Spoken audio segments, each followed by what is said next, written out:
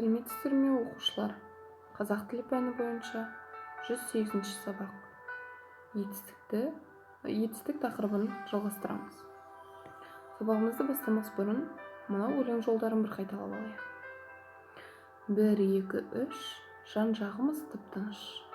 Жалқаулықты тастаймыз, сабақты біз бастаймыз. Сабаққа дайын болсақ, балалар, сабағымызды бастайық. Сабағымыздың тақырыбы етістік. Дәптерімізді ашып, бүгін 10-шы сәуір етістік тақырыбын жазайық.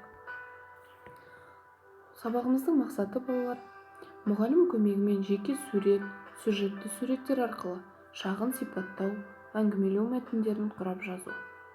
Бас әріп пен кіші әріптің биіктігі мен мөлшерін сақтап, оларды байланыстырып, көлбеу және таза жазу. Бағалау критерийлер, балалар. Тірек сөздерді қатыстыра отырып, берілген тақырып бойынша әңгімені құрай аласыздар. Сөз таптарын зат есім, сын есім, сан есім, етістіктерді ажырата аласыздар. Бас әріп пен кіші әріптің биіктігі мен мөлшерін сақтап, оларды байланыстырып, көлбеу және таза жазасыздар. Ендеше, талқылауға арналған сұрақтар. Балалар, етістік дегеніміз не? Етістіктерге қойылатын сұрақтарды атаңыздар. Өсті, ойнады, сайрады деген сөздерге қандай сұрақ қойылады? Балалар, бұл тапсырманы өздеріңіз жеке қайталаңыздар. Ендеше, тапсырмамызды бастайық. Бізде алғашқы 15-ші жаттығу. Мәтінді түсініп оқы. Мәтін бойынша бір-біріне сұрақ қой. Мәтіннің құрамын анықта. Бұл хабарлау мәтіні ме, әлде сипаттау мәтіні ме? Балалар, мәтінді менімен бірге оқыңыздар. Мақта аса бағалы өсімдік. Одан тамаша талшық алынады. Мақта құнарлы, топырақты және ылғалды ұнатады. Ол суармалы жерде өсіріледі. Піскен кезде қауашағы ашылады. Одан үлпілдеген ақ мақта көрінеді. Балалар, бұл сіздерге сұрақ. Бұл хабарлау мәтіні ме, әлде сипаттау мәтіні ме? Бұл тапсырманы ауызша орындаймыз. Келесі 16-шы жаттығу. Жұмбақты көркемдеп жазып, шешуін тап дейді. Балалар, бұл дәптермен жұмыс тапсырмасы. Дәптерімізге 16-шы жаттығу деп жұмбақты көркемдеп көшіріп жазып, шешуін тауып қасына жазыңыздар.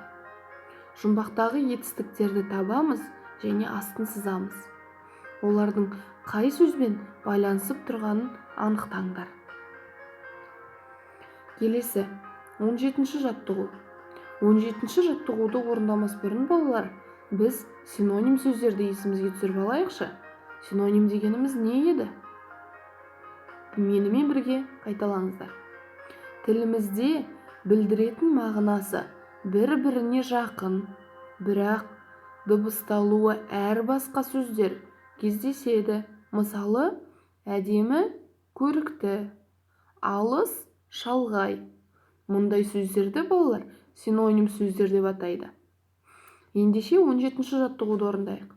17-ші жаттығуда үлгі бойынша үлгіге қарап отырып, етістіктердің синонимдерін табыңдар дейді. Сыйлау синонимі құрметтеу. Балалар, бұл тапсырманы дәптерге жазамыз. Кездесу синонимін ары қарай тауып, өздерің жалғастырып жазыңдар. Балалар, 17-ші тапсырманы орындап болғаннан кейін үй тапсырмасын алыңыздар. Үй тапсырмасына 18-ші жаттығуды беріп отырмын. 18-ші жаттығуда сұрақтардың орнына қажетті сөзді қойып, көшіріп жазыңдар.